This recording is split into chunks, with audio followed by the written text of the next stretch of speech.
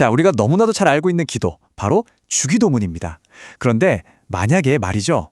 이 기도가 우리가 하나님께 드리는 간절한 요청이 아니라 이미 모든 것이 완성되었다는 승리의 선언이라면 어떨까요?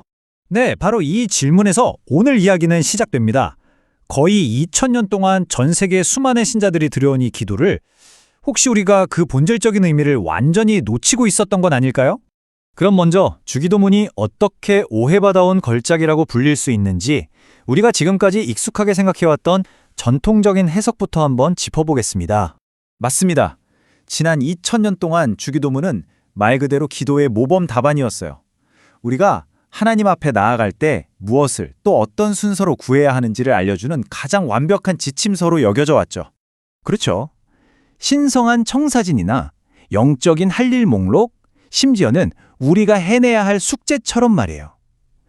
우리의 노력과 행위가 중심이 되는 개념이었던 거죠. 바로 이 관점, 이 프레임이 오늘 우리가 완전히 깨부숴볼 핵심입니다. 자, 그렇다면 주기도문이 우리의 숙제가 아니라 예수님의 선언이라면 어떻게 될까요? 이 관점의 전환이 정말 모든 것을 바꾸어 놓습니다. 바로 이겁니다.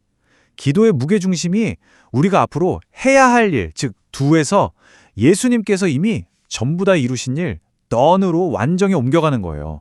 이건 정말 거대한 패러다임의 전환이라고 할 수 있습니다. 이런 새로운 해석의 틀을 바로 예수 공로 신학이라고 부릅니다.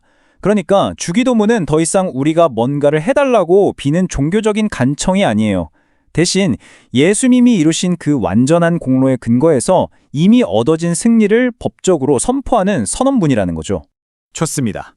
그럼 이 새로운 렌즈, 이 예수 공로 신학이라는 렌즈를 끼고 우리가 너무나 잘 아는 주기도문의 구절들을 하나하나 다시 읽어보겠습니다.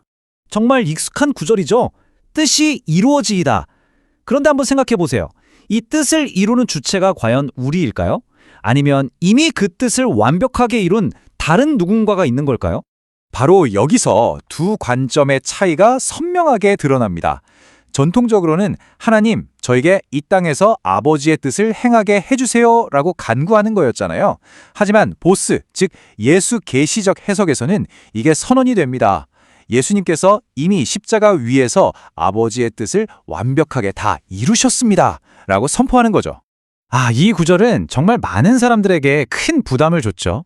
우리가 먼저 용서해야만 마치 이게 하나님께 용서받기 위한 전제 조건처럼 느껴졌으니까요. 그런데 말이죠. 만약 이게 조건이 아니라 결과라면 이미 받은 용서의 결과로 나타나는 자연스러운 현상이라면 어떨까요? 이 표를 한번 보세요. 기도의 성격 자체가 종교적 요청에서 법적 승리 선언문으로 바뀝니다. 죄의 용서를 구하는 기도는 모든 죄값이 이미 치러졌다는 지불 완료 영수증을 확인하는 것과 같아지고요.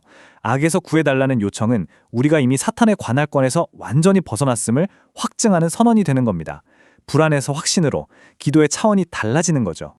자, 그런데 이 해석을 우리가 어떻게 확신할 수 있을까요? 그 근거는 뭘까요? 분석 자료는 이 모든 수수께끼를 풀어낼 아주 중요한 마스터키를 제시합니다. 사실 성경에 직접 나오지는 않지만 인류의 타락 이면에는 이런 기도가 숨어 있었습니다. 첫 번째 아담의 기도, 바로 반역의 기도죠. 내 이름이, 내 나라가, 내 뜻이, 이 모든 것이 하나님을 향한 반역이었습니다.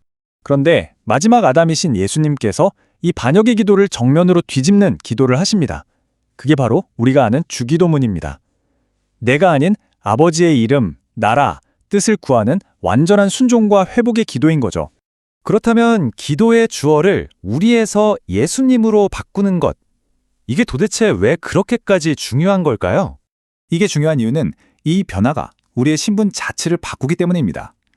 기도는 더 이상 우리가 짊어져야 할 무거운 짐이 아니라 예수님 덕분에 우리가 받게 된 모든 것을 기록한 법적인 상속 문서가 되는 겁니다. 우리는 빚을 갚으려 애쓰는 채무자가 아니라 이미 모든 것을 보장받은 상속자가 되는 거죠. 이 신학을 분석한 한 관점은 이걸 한마디로 이렇게 요약하더군요. 이것은 종교가 아니라 생명이식이다. 정말 기가 막힌 표현 아닙니까? 인간의 종교적인 노력이 아니라 그리스도의 생명 자체가 우리 안에 옮겨 심어지는 것, 그것이 바로 주기도문의 본질이라는 뜻입니다. 정리해볼까요? 주기도문은 우리가 해내야 할 투두 리스트가 아니라 예수님의 승리 보고서입니다. 우리가 보물을 찾아가야 할 지도가 아니라 예수께서 이미 우리에게 주신 보물 그 자체인 셈이죠. 우리의 노력에 대한 이야기가 아니라 그분의 완벽한 성공에 대한 이야기입니다. 그래서 이 모든 분석은 우리에게 마지막으로 이 질문을 던집니다. 지금 당신이 드리는 기도는 누구의 공로에 기대고 있습니까? 당신이 무언가를 잘 해냈다는 당신 자신의 공로입니까?